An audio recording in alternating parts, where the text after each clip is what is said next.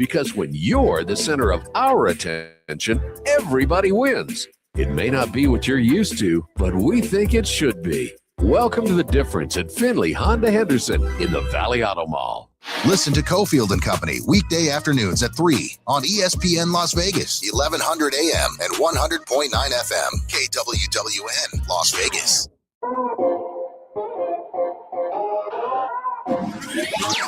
Live from the Finley Toyota Studios, it's Cofield and Company on ESPN Las Vegas.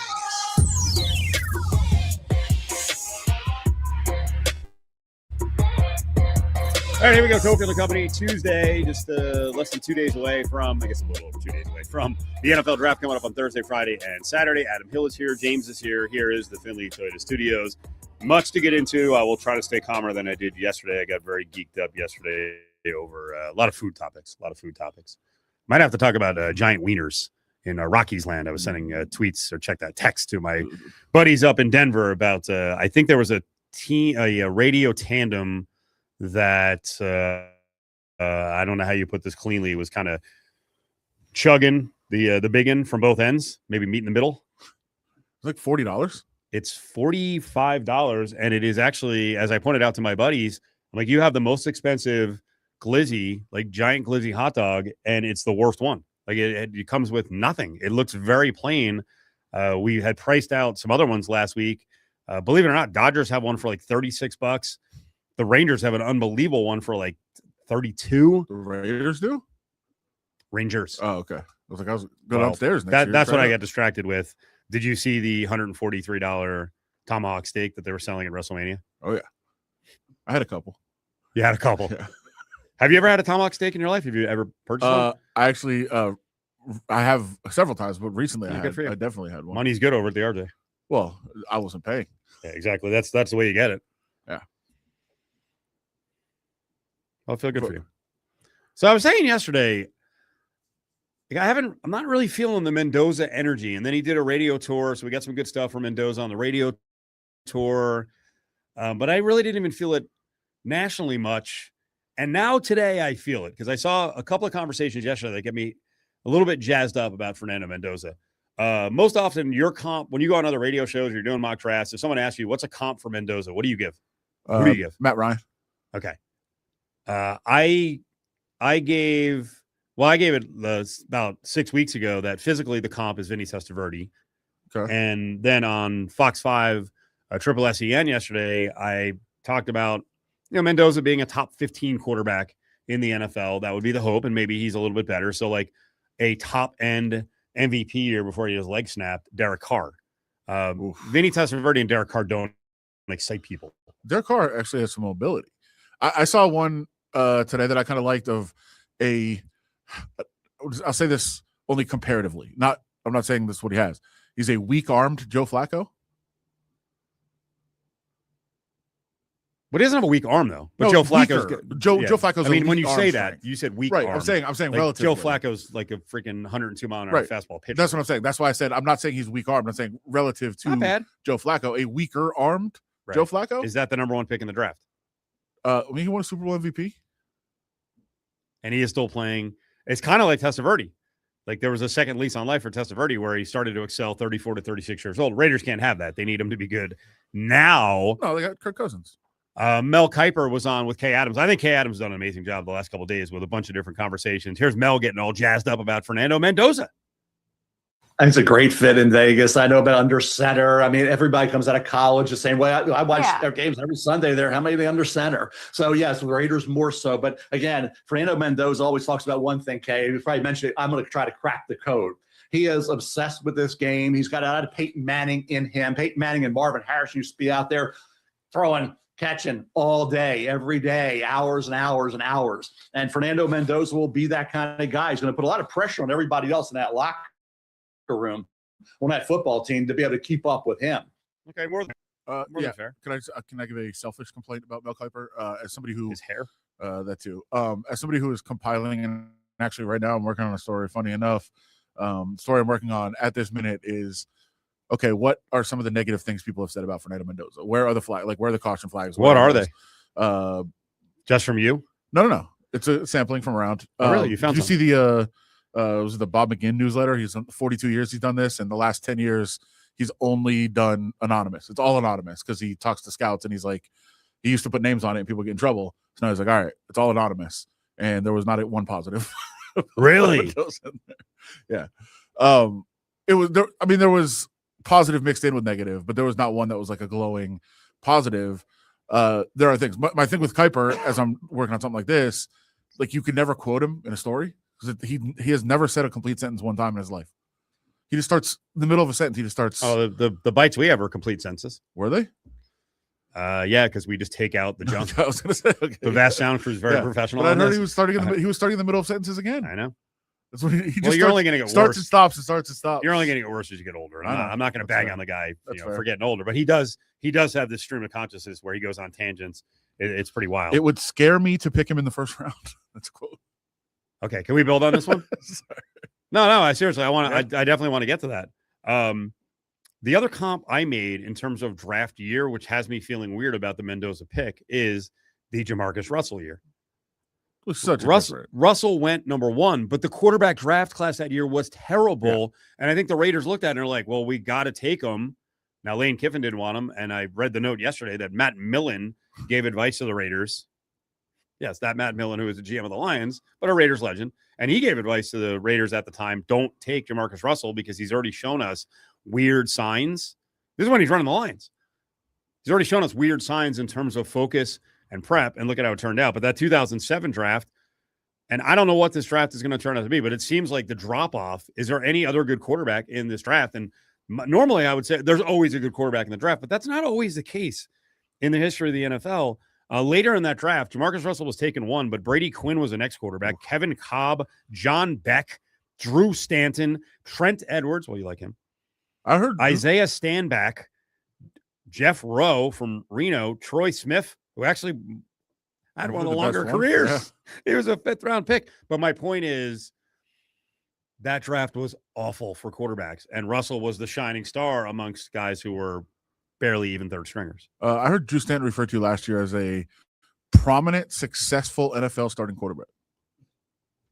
Wow. Yeah. Prominent? Yeah.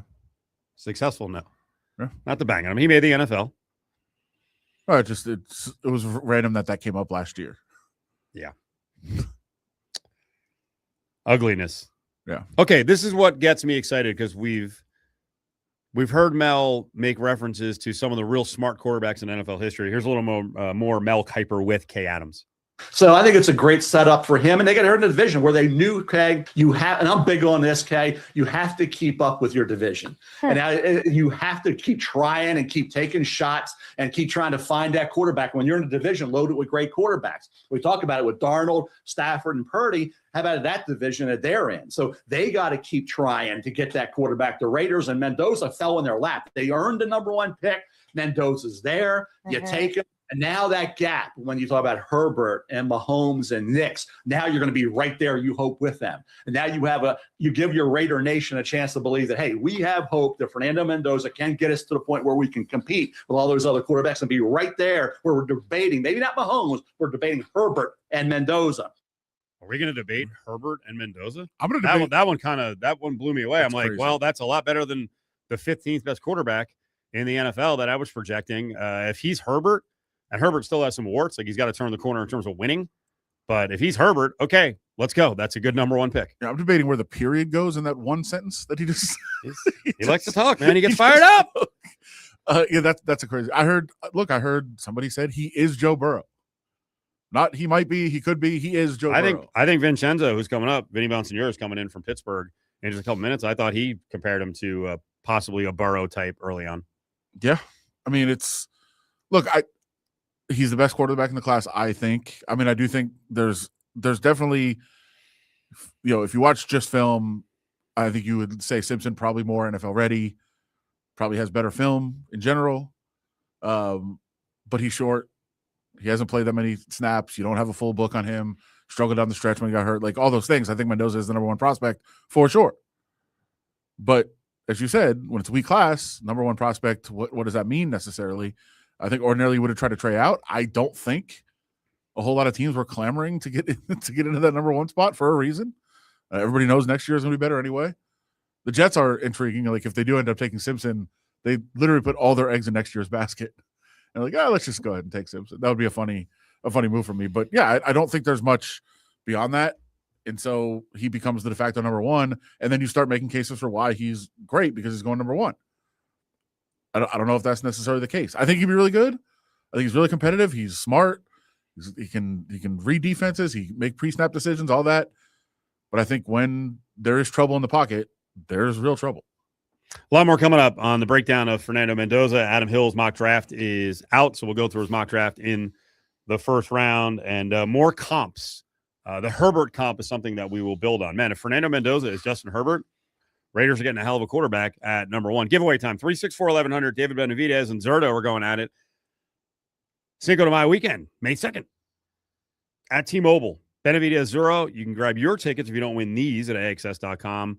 High-level boxing. This is one of the great boxers in the world, and David Benavidez. We get to see him up close here in Vegas. 364-1100, caller 7. Got something to say? Hit us up on the Bay Law text line. 702-364-1100. Brought to you by Bay Law Injury Attorneys. Winning is no accident. Hey, babe, where are you going? Fantastic indoor swap meet. The swap meet? I love Fantastic. Can I come along? Sure, if you bring your wallet. What are we shopping for? Everything. They've got everything, and it's a lot more fun than shopping online. Okay, let's spend the afternoon. It's just over on Decatur and Okie. You know, Fantastic's open every Friday, Saturday, and Sunday, 10 to 6. And like they say, it's fantastic. And like they say, we've got it. Right now at Centennial Subaru, lease a 2026 Subaru Outback for as low as $365 a month, or get financing as low as 3.9% APR. Don't miss these limited time offers on one of the most trusted SUVs on the road. March to Centennial Subaru at US 95 and Ann Road, where your savings await. Centennial Subaru, drive from everywhere in the valley. See, expires 4/30/26. See store for details. William Hill Sportsbook is your home court, home ice, and home field for April sports betting action. Build your lineup with a same-game parlay for a shot at a big payout. Don't forget William Hill Sportsbooks have a deep betting menu for golf each week, too. Sign up today for a new William Hill mobile account and get your first bet matched up to $250 instantly. Play more, get more, opt in for spring rewards, and get up to $500 cash back. Hundreds of deposit locations are pod South and Laughlin. Tax is an accident. It's time. In a fight, you choose at DeCastro Win. BrothersWin.com.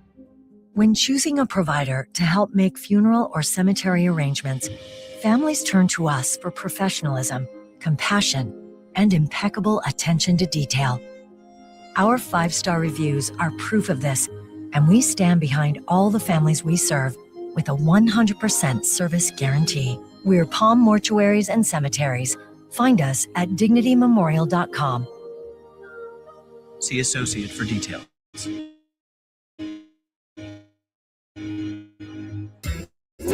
Nothing is worse than breaking down in the Vegas heat.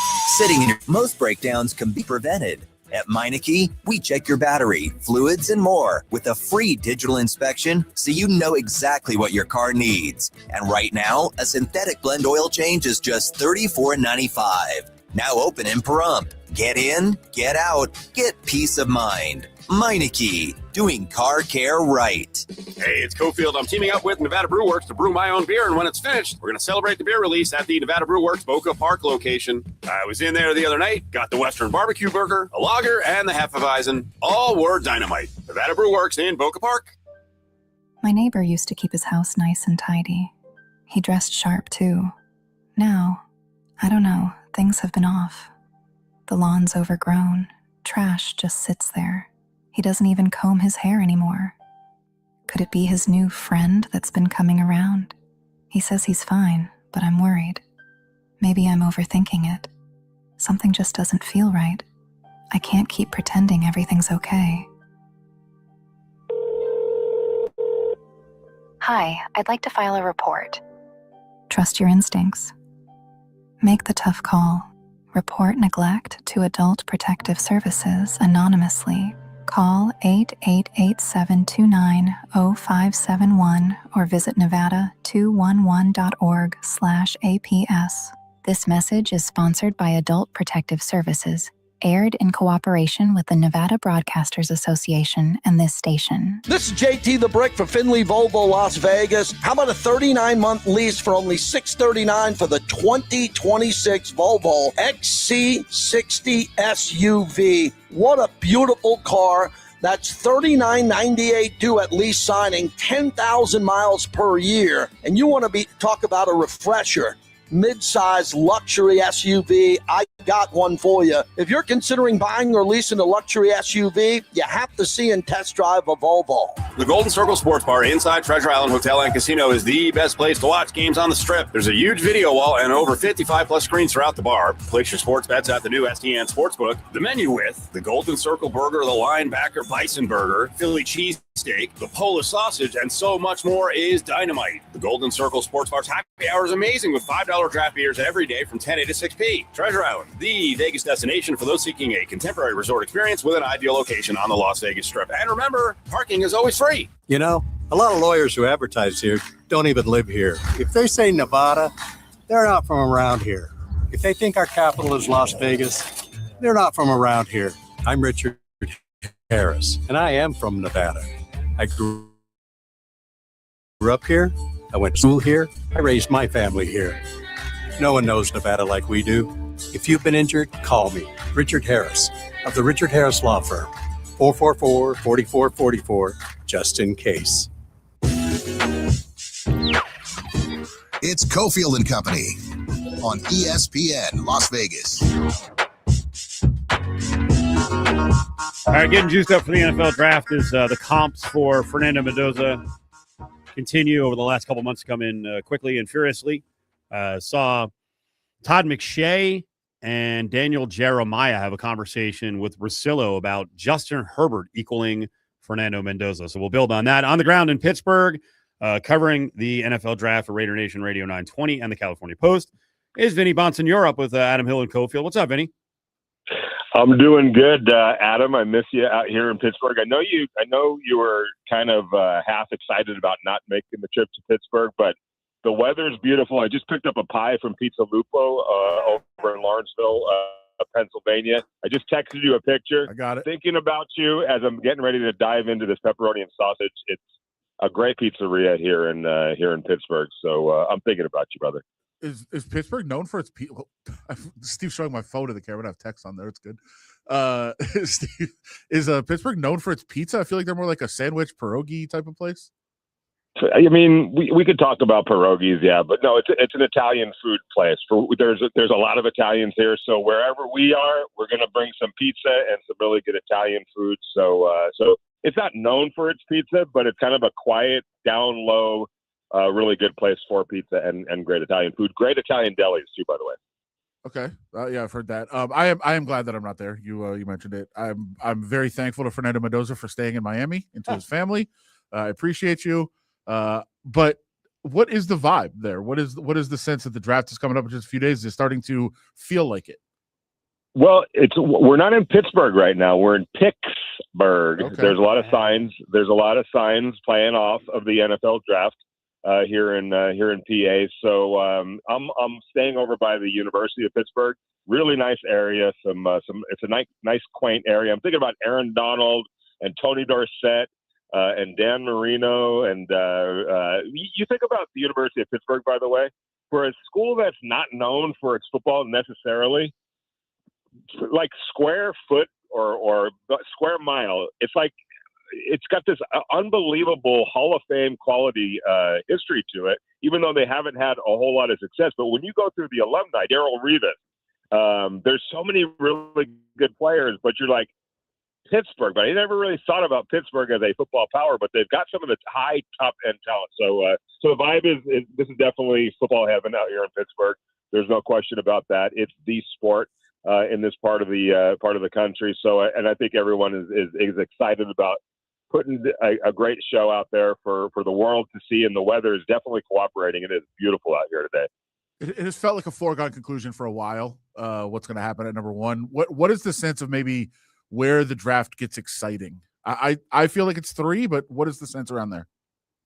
Yeah, I do think it's it to me it does start at number 3 as well. I think there's a good chance. It feels like the Cardinals are doing a little bit of a head fake with the Jeremiah Love talk.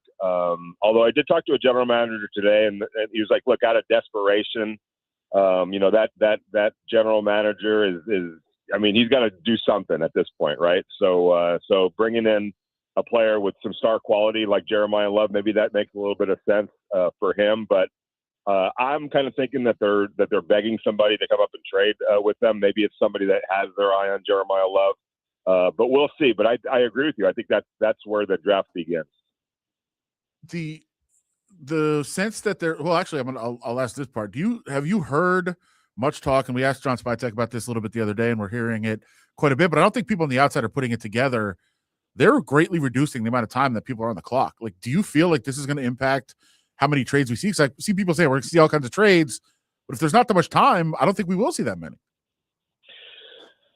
Well, I mean, unless teams did maybe not in the later rounds, although there's always going to be activity. But in the first round, I would think that you know how general managers are. They've already talked through so many different scenarios, not just with themselves in their own organization, but outside. There's the groundwork for deals already made. So I would think because of the time reduction this year, maybe more of those conversations has happened, which may lead to more trades. Sure. But if those conversations didn't happen, I'm with you. I don't see how having less time to think about things or to execute trades actually helps when it comes to making more trades, unless, like I said, a lot of things have been prearranged to fit whatever scenarios might unfold on Thursday night. Also, quick side rant. I understand, making the time shorter. It's going to be a shorter draft and better for TV and all that. But rounds 3 through 6 are 5 minutes, which, okay, that's fine. Round 7 is 4 minutes. Why? What is the difference? What are we doing? This is way too. It's way too micromanaging this. Just make them all 5 minutes. We change it to 4 for one round. It makes no sense. Yeah, I hadn't even dug that deep into the 7th round. I'm just trying to get through round 1 at this point, but and maybe Friday as well. I did not realize that they reduced it by 1 minute in the 7th round. That seems kind of ridiculous to me. So I'm not quite sure what the what the reason is. Although you're an analytics guy, maybe there's some TV analytics that say, look, if we shorten the 7th round to 4 minutes apiece, 4 minutes per pick, we'll get out of there at a much better hour. There's probably some analytical reason why that was. So Don't blame you of all people complaining about that. Don't blame this. Don't blame this on analytics. This is just stupid. I am. And they don't even show them. What other reason would there be? They don't even show the picks in the 7th round. Like they just live. They'll give like 12 picks, and here's the last 12 people that are picked. They don't even show it. Just let it go. It just. I just saw it today. I know the 7th round time is really important to the audience. So I'm going to flip it to back to Mendoza talk. Vinny Bonsinger is with us in Pittsburgh. He's at the NFL Draft for Raider Nation Radio 920 and his new gig with the California Post. Okay, I was talking about comps coming into the spot, and I heard some high level draft guys talking about a comp of comparing Fernando Mendoza to Justin Herbert. What do you think of that?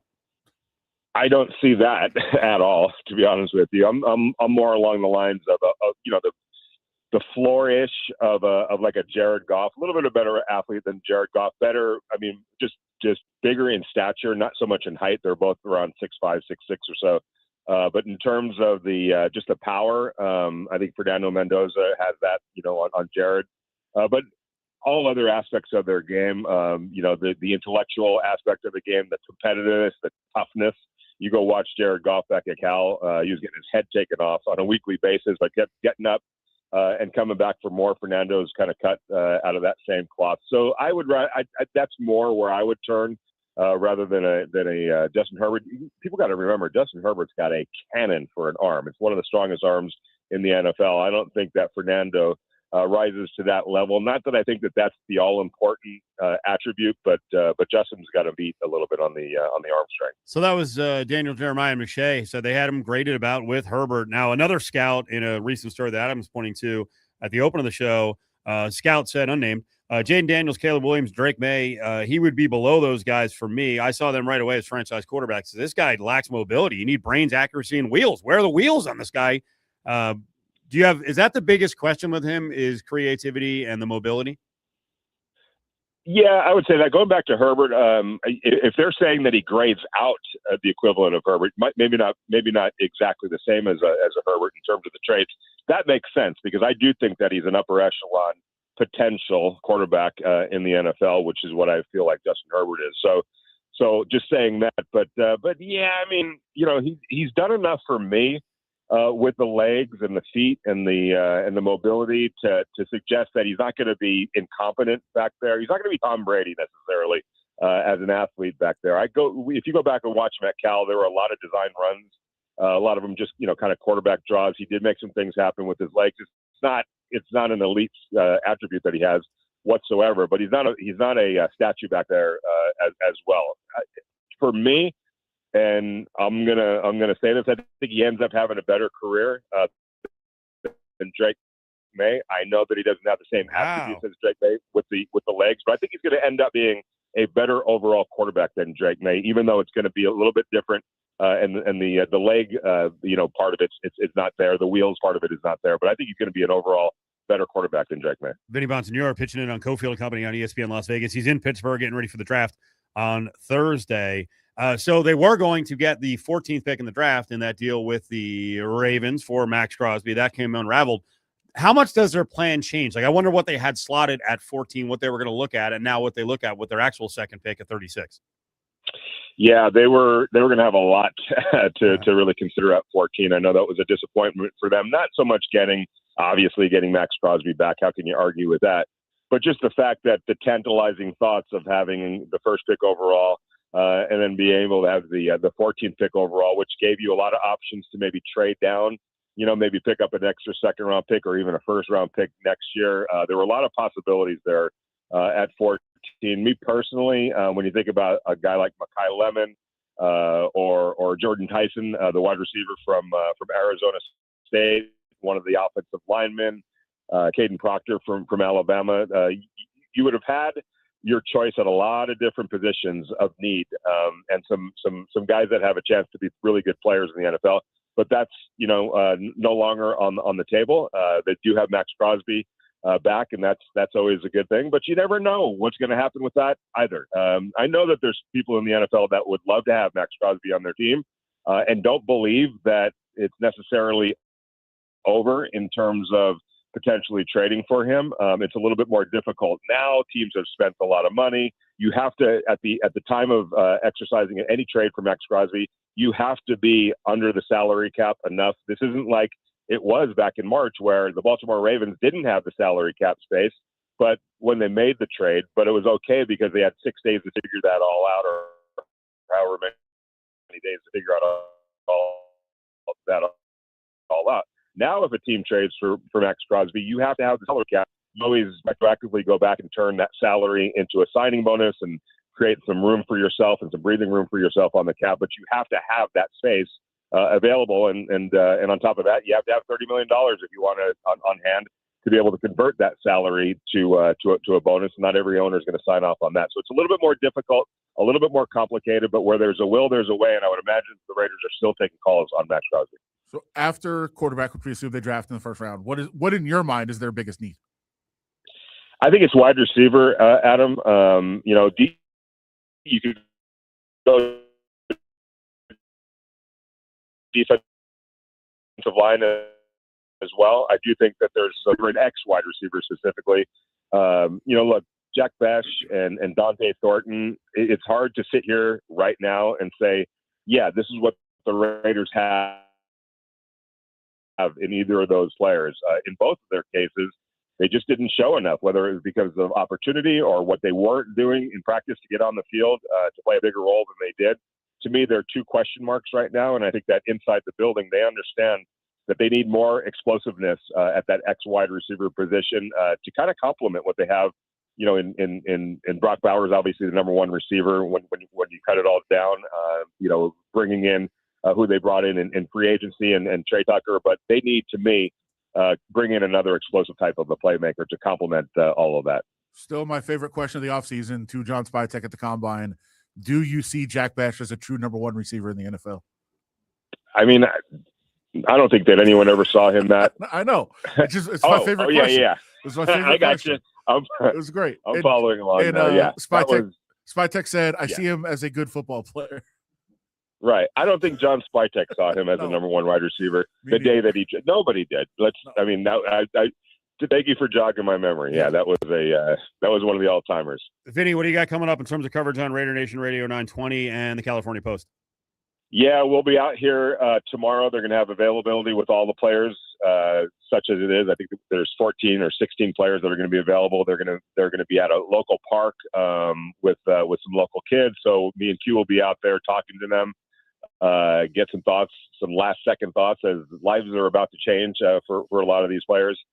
Doing that, also took a look at players that might drop in the draft. You look at Ruben Bain. I'd love to get Adam's thoughts on that. There's just not a lot of precedent for a guy with those the measurables in terms of the arm length having any kind of success in the NFL, especially if you're thinking about drafting him in the top 10 or top 15. So keep an eye on that, where he ends up landing in the draft. And I think there's a couple other guys that may either fall at that first round or fall entirely out of the first round. So we're taking a look at that in the California Post as well. Vinny, thank you. Great spot. Appreciate it.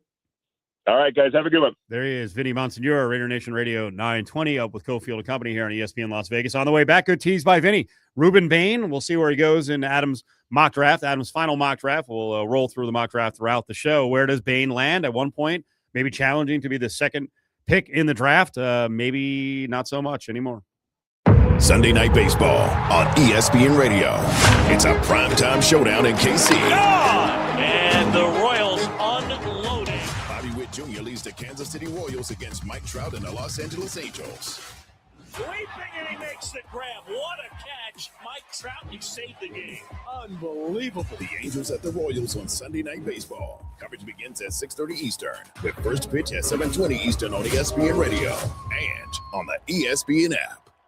Are you drowning in debt? Looking for a way out? Panda Law Firm has you covered. Our legal team has more than 60 years of combined experience in debt relief and consumer protection. We've helped countless clients break free from the burden of debt. If you've got more than $10,000 of debt, it's time to get Panda. We'll work to find the best solution for you. Don't let debt hold you back. Contact Panda Law Firm today and let us help you reclaim your financial freedom. If you've got debt, call Panda Law, 702-818-3888.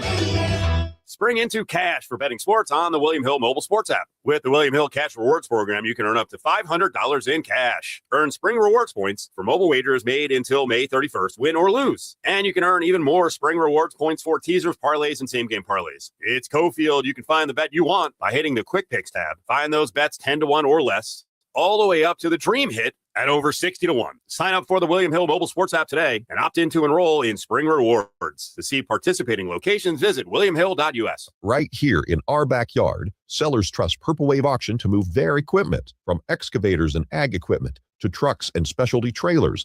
Our no-reserve online auctions help local sellers turn iron into opportunity. You get a dedicated territory manager who knows your operation, your market, and your timeline, backed by nationwide buyer demand. Local service, national reach, real results. See why more sellers choose Purple Wave. Visit purplewave.com to get started today. Why'd I go to the doctor? Working on the farm, my heart kept skipping a beat.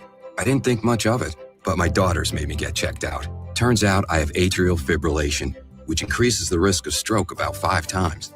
Symptoms like irregular heartbeat, heart racing, chest pain, shortness of breath, fatigue, or lightheadedness can come and go. But if it's AFib, the risk of stroke remains. If you have symptoms, contact a doctor. I'm so glad I did. Visit notimetowait.com. Sponsored by Bristol Myers Squibb and Pfizer. Now back to Cofield and Company on ESPN Las Vegas. Mock draft season. Adam, how many did you do total? I did 4 of my own. I also did one 7-round mock of just Raiders picks. And then the one that caused a lot of controversy, the AI draft.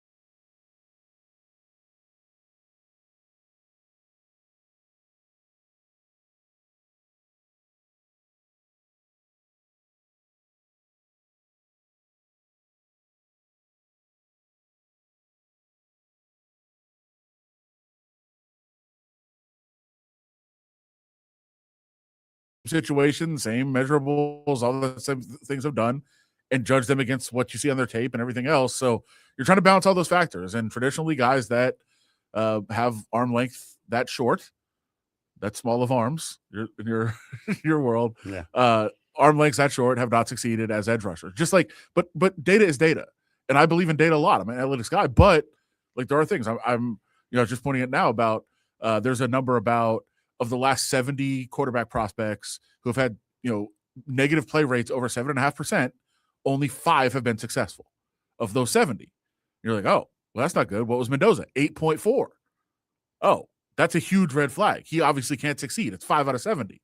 Well, you look at the 5, they're all high-end first-round picks. So what you would say is, oh, maybe of those 70, only 5 succeeded. But if you're a high-end first-round pick, you have the traits and the skills and the ability to overcome that. So maybe the percentage is higher. So you can put that data out however you want to, interpret however you want to. Some guys think the short arms are important. Some guys think they're not. There's also the thing, relative athletic score, RAS, which the Buccaneers have used in the past, which SpyTech, I believe, uses also. Those numbers can also be misleading or very helpful. You just don't know. It's a full package. The Rich Eisen Show. I just still can't believe, having been there with a front row seat at the very beginning of NFL Network 23 years ago. Favre, is he staying? Is he going? Is he going to play anymore? That Rodgers, being the guy that forced the Packers to hand the reins to him for Mike McCarthy, is now that guy for Mike McCarthy 20 years later. The Rich Eisen Show, from noon to 3 Eastern on ESPN Radio, ESPN Plus, and on Disney Plus. Big news, Las Vegas. Les Olson IT has moved to a bigger, better facility to serve you like never before. Our new space means more technology, more service, and more solutions, all designed with you in mind. Plus, we're hiring. If you're ready to grow with a company that values innovation and community, join our team today. Proudly serving Las Vegas for 23 years and counting. Les Olson IT. Your business better. Les Olson IT. It's Free Stuff Saturday at Godden Ford. Swing by this weekend for free tacos, free gift cards, free gas cards, and free tickets to amazing shows. Take a test drive and score a free $20 gift card. Buy a new ride and get a $3,000 gas card. Plus, register to win tickets to see the Foo Fighters. Food trucks, music, and lots of free stuff. That's this Saturday from 10 a.m. to 2 p.m. at Godden Ford off the 215 in Rainbow. I was in a wreck. I need a check. I was in a wreck. I need a check. I was in a wreck. I need a check. After an accident, you don't want another headache dealing with the insurance companies. Let us get you all the money you deserve. Call 877-1500. That's 877-1500. Lerner and Rowe is the way to go. Call 877-1500. 877-1500. Randy Westbrook, managing attorney. This is JT. Please join us Friday, May 8th, as the Southern Nevada Sports Hall of Fame inducts the class of 2026. The honorees include Mark Davis, Tim Gergrich, Ryan Moore, and Mark Walkentine. Cliff Finley will be recognized as the inaugural Legacy Award recipient. Proceeds from the event will benefit Southern Nevada youth and scholarship programs. We invite you to join us on May 8th at Lee's Family Forum in Henderson. For tickets and information, visit snshf.com. Hey, Jeff, how's the new job working out? Really sucks. Terrible boss and the paycheck is even worse. I gotta get a new job. Truck you. Wait, what? Truck you. You don't have to curse at me. Dude, you should check out Truck You CDL training. My brother got his CDL license in 4 weeks, and now he has a new career making great money. Okay, I'm listening. Truck You offers small classes with night and weekend times available. They will even help with payment programs. Check them out. LV.com. Truck You. Most of us don't think twice about turning on a light, taking a shower, or running to the store. But what if you couldn't for a week or longer? Have you considered what you would do without power or running water? Most people aren't prepared for 3 days, let alone weeks. But here's the good news. If you can prepare now for 30 days, you're ready for almost anything. Power outages, wildfires, earthquakes, or any unexpected disruptions. Getting there is easier than you think. Create a disaster preparedness kit today. Pick up 1 extra can of food this week. Set aside a few gallons of water. Pick up a battery-powered radio, extra batteries, and a flashlight. Include a first aid kit and your basic household needs. Small steps add up, and before you know it, you're ready. For a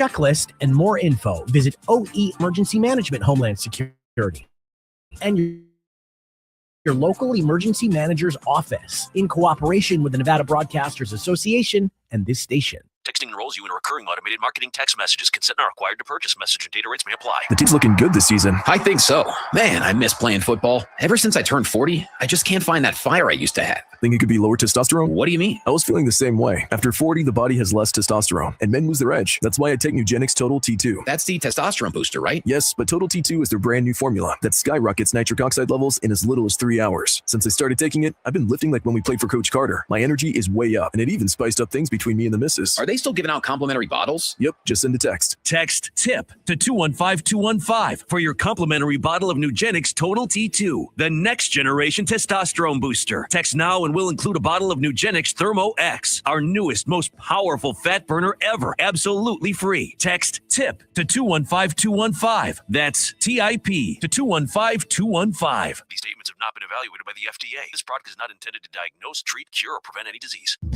Modelo is an official cerveza of the Las Vegas Raiders and the JT the Brick Show. Modelo Especial is the model Mexican lager. Everyone knows that hard work deserves a fitting reward. A Pilsner-style lager with a crisp, clean taste. Worried about your car payment? Don't be.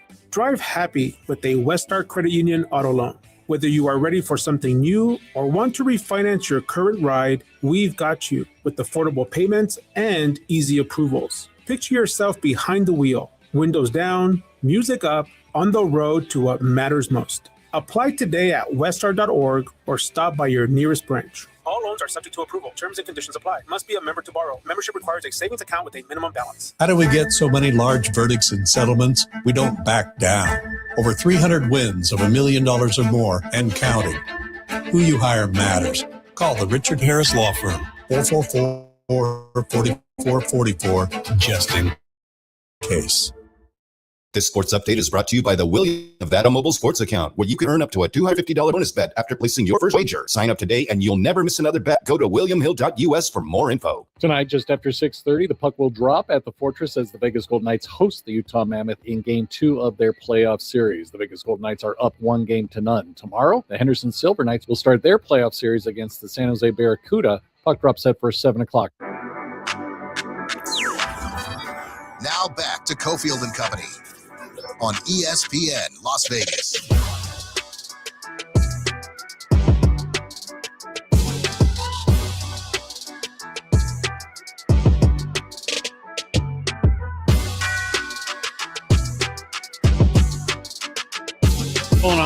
Rolling on here on this Tuesday.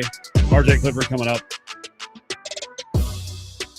in just a couple minutes. We'll get you a baseball update. We are headed towards the A's game at 6 o'clock right here at ESPN Las Vegas. Coverage begins at 6 o'clock. First pitch a little after that. We'll get to the pitching matchup and some of the numbers in the game. We'll talk to William Hill's Ray Cleaver right before, an hour and 15 minutes before first pitch. Adam Hill, Cofield. Adam's got his mock draft up at lvrj.com. That's the RJ Las Vegas Review-Journal, of course. And we jumped ahead from Mendoza at 1 to one of the more disputed, debated player, Vane, who Adam has going at 9 to the Chiefs. I am very fascinated. I think the story of the draft is these dudes, I keep saying it over and over again, who are like 6'3" to 6'5", 240 to 260. What position do they play? Are they edge? Are they linebacker? Are they inside linebacker? Who's going to make the right choice? Who's going to make the wrong choice? Well, here's a good thing with the Raiders. They don't have to make that choice or decision on who's going to be the impact defensive player because they're getting Mendoza with the number 1 pick. That's pretty much a foregone conclusion. Let's bring in RJ Clifford from the Autumn Windbags podcast. RJ, what's up, buddy? Are we just counting down the seconds, 49 hours from now? Oh, have we all memorized the song Fernando by ABBA? Sure. Yeah, love that song. Fernando Mania is here. We've been doing the last couple of moments of comps, and today we heard the comp of Fernando Mendoza equals Justin Herbert. Do you believe that, and how happy would Raiders fans be with a Justin Herbert, or would they actually not be happy because they don't like Herbert and they don't think he's that good? You know, I've been going through the history of first round quarterbacks and specifically number 1 overalls and specifically ones that have happened after the rookie wage scale went in. And there's about a 40 almost 50-50 chance that a quarterback's going to be a bust. That's just how it is. The draft is more of a crapshoot than it is science, right? So it's going in with those kind of expectations and those kind of just like knowing the history of it. And obviously, when you draft a quarterback number 1 overall, you're thinking they're going to get you 3 Super Bowls over the next 15 years. Like, that's the goal. That's the expectation. I think that's very fair. So with that framework, yeah, of course, Justin Herbert would be amazing. That way, like, screw him, but come on. Like, that's one of the, every Laker buddy I have in Los Angeles absolutely hated LeBron James. He comes to LA and they've all got the jersey, right? It's one of those things. So, I mean, in the grand scheme and history of things, if Fernando Mendoza becomes Justin Herbert level, that is historically a giant win, a huge win for the Raiders. I mean, you are alone among Raiders fans, though, right? Am I alone as a Raider fan in saying that? I mean, the feedback I get, like, somebody had said, "Oh, he's Joe Burrow," and there was Raiders fans that are, "If he's only Joe Burrow, what are you talking?" Like, okay, settle down. Like, it's if you say anything other than he's going to win 9 Super Bowls, you're slandering him in the franchise. I get it, man. I get it. Like, again, number 1 overall. Like, think of the haul the Raiders can get with the number 1 overall. I mean, at least probably 3 firsts plus a player, something like that. Like, that's the commitment that a number 1 overall is, especially when Fernando Mendoza is, depending on how you feel about Ty Simpson, he's really the only true franchise quarterback in this draft for any number of quarterback hungry teams. And so, like,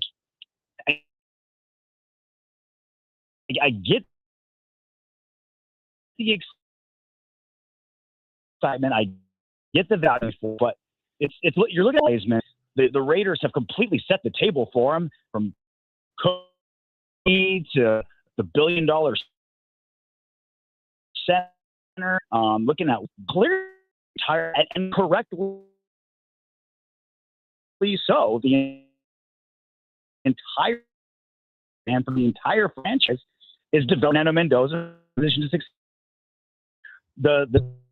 Like, you just got to look at the history, Raider fans. Like, I don't want to sound like a Debbie Downer, but right? Next, and just keep that in mind.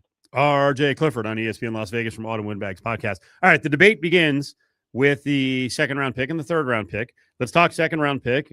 We've had a lot of time to go round and round on this. What do you want with the 2nd round pick? What is realistic for the Raiders? Who can they grab at number 36? I don't want to sound like cop out at all, but there's just so many holes on this roster. It's trade down. If someone offers something, the Raiders need 4 more picks. The good thing is that this draft overall isn't that great, but it's pretty good at positions the Raiders really need: defensive tackle, guys that work. Best if you're the Raiders, there's like 2 or 3. Like, okay, I think we're pretty good here. And that's everywhere. So I love John Spytek's trade.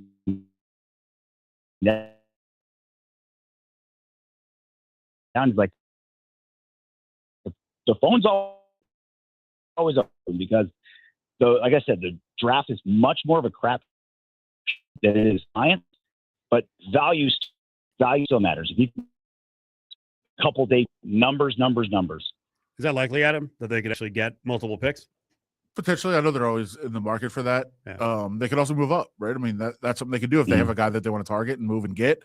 Like, I think Cade McDonald is such a perfect fit for what they need. I think he'd be a fantastic player. Thought for a while maybe they can get him in the 2nd, but I know our 3 maybe you do that. I mean, you have enough picks to do it. I think you'd rather move down because you have so many needs. It changes your dynamic, and I keep it.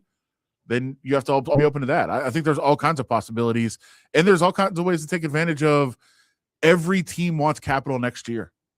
Every team, like, maybe pivot and go the other way, go opposite on that. Like, there's just ways to play the draft and to play the other teams in the league that I think are very fascinating going into this.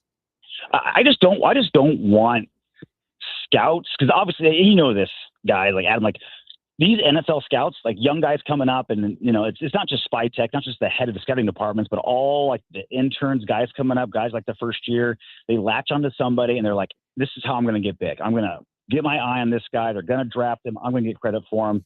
It just should not work that way. You shouldn't, what your scouting report should be the last thing that you look at for draft. It should first be numbers and it should be value. Scouting report should be the last. Like no team in the NFL, there's teams that are terrible at it. There's no team in the NFL that figured out draft. Like I know I'm beating a dead horse here, but it is just value in numbers. There's just insurmountable evidence saying that it's a crapshoot. There's no one better doing these interviews with NFL draft prospects than the one, the only Kay Adams. And yesterday, Mendoza opened up to Kay Adams talking about the family party in Miami. They're going to roast a whole pig. If you had this monumental moment, a big day, RJ, I'm going to restrict it to meats. What would be your meat of choice for the big meal? Oh, man. I would probably go. It's an all-day thing, so I think you'd smoke something. Yeah. You definitely get the smoker out. Do some ribs, do some brisket, or you do like a crab boil, or you do like a boiling crab situation where you just put like all the spices, maybe some seafood, potatoes, shrimp, corn in the bag, spice that up, little Southern style. Because you want to be outside, right? It's going to take a while, so you don't want to just throw something in the fryer and be done in 20 minutes. It's got to be a part of the process, I need your insight on Wrestling Weekend because we got ties from WrestleMania to the world of MMA.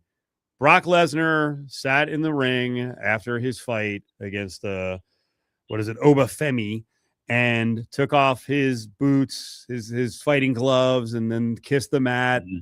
What does this mean? Is he never wrestling again? Is he coming back to MMA? Is this a real retirement? I mean, Brock Lesnar. He was in MMA. You know him. Yeah, I mean, look, there will never, ever be anyone like Brock Lesnar.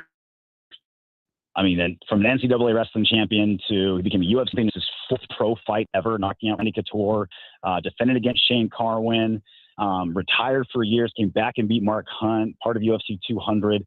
There will never, ever be anyone like him in many ways. And one of them is he'll always find a way to make a dollar, whether that's on a wrestling mat or a cage or Minnesota Vikings on the practice squad. Like there's, especially with, Netflix getting into mixed martial arts, the PFL is starting to kind of adjust what they do.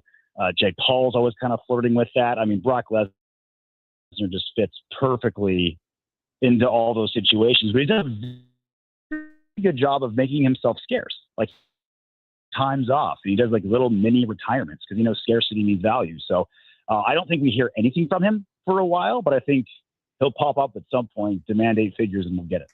Lesnar and Ngannou coming up on an MVP card very soon. Now, Steve asked you there, is it real? When I cover something, and Steve knows this, I dive deep. Like I figure things, I learn things I didn't know. But I do know, RJ, and you probably know this already. I'm sounding like an idiot just learning it this week. He flashed the X when he was doing it. What does that mean? So as he's in there, he's taking off the shoes, he's taking off the gloves, he starts crying, and he gives the X like this to Paul Heyman, which tells everyone this is real. Like I'm breaking character. Really? This is real. Oh, he broke character. He flashed the X, wow, which means it's something that's real. I did not know that. Damn. Learned it this week. Did a deep dive. But so yes, it's real. I'm gonna say that's what I do to my wife when she's like, she doesn't believe me when I say like, yeah, I'll do the dishes, I promise. And I'll just flash that X, and she'll be like, oh, whoa, okay, yeah, I'm totally fine. Well, why didn't you say so, RJ? I'm a fool for even questioning you. I mean, look, it's like I said, he'll always find a way to make a dollar, and he knows how to make himself scarce. His daughter's going to wrestle. I don't know if she can speak on mic if she'll be a big star. She's a freaking truck. She's a shot putter, which is kind of funny. He got beat by a former shot putter in this 6'6", 310 guy, Obafemi, who's bigger, like sizably bigger than Lesnar. So he'll be in wrestling that way. I'm sure he'll be working with her at some point. He's not going to go away forever. But I am glad that you mentioned his MMA history because for some reason there's been a bunch of videos coming up on my whatever IG algorithm, and just looking back at what was it, the second Mir fight, and just the way he threw Frank Mir was like a trim 255, and he threw Frank Mir around like a friggin' ragdoll. And what he did to Carwin, who Carwin was a massive guy, and he withstood Carwin early on, and then beat the freaking snot out of him, and got him to give up. That first Frank Mir fight, RJ, is still to the weirdest arena I've ever been in. It was maybe the greatest sporting experience of my life, I think, inside, because literally nobody knew it was going to happen. He's walking, you're like, I don't know what is going to happen here, and everybody was just like, can he fight? Yeah. Like, you saw him in some exhibition. He's fighting a heavyweight champion. Yeah. Can he fight? Yeah. And the whole time it was just, and then he starts destroying him. You're like, oh my, and he's ended up losing somehow. But I mean, it was such a weird. I'm sure you were there, right, RJ? I was not in attendance. Oh. No, I was watching back. But yeah, but no, I'm with you 100%. Right? It was his second MMA fight ever. His first one was in that wild and crazy K1 Dynamite show at the LA Coliseum, where we were supposed to fight this 7-foot Korean guy that couldn't fight because he had a pituitary gland issue, and so we fought somebody else, and then he goes right into the UFC.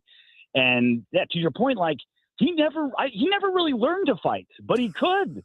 Like he became UFC champion, defeated an all-time great in Randy Couture, and like Shane Carwin, I think, was 11-0 with 11 first-round knockouts when he fought Brock Lesnar. Gets dropped. Shane drops Brock. Brock's the only guy ever to take a punch from Shane Carwin and not wake up with bath salt in his mouth. And he never really learned to fight. Like there were rumors that in his training camps, his training partners had to sign NDAs. They weren't allowed to throw strikes to his head. Yep. He was just like, I'm going to do it exactly my own way with nothing but wrestling ability and athleticism. I'm going to become champion. I remember Tim Sylvia getting all mad at me on a teleconference because I mentioned that note that he wasn't allowed to hit Lesnar. And he's like, "You're starting the pot. What are you doing?" I'm like, "I'm doing my job. Come on, Tim. You know what's going on here. We are up against it, my friend. Enjoy the draft, and we will recap next week. Later, boys. Gambler's bonus hits again. On March 14th, Michelle hit 4 aces, clearing her Gambler's bonus 4-of-a-kind bingo card for over $10,000.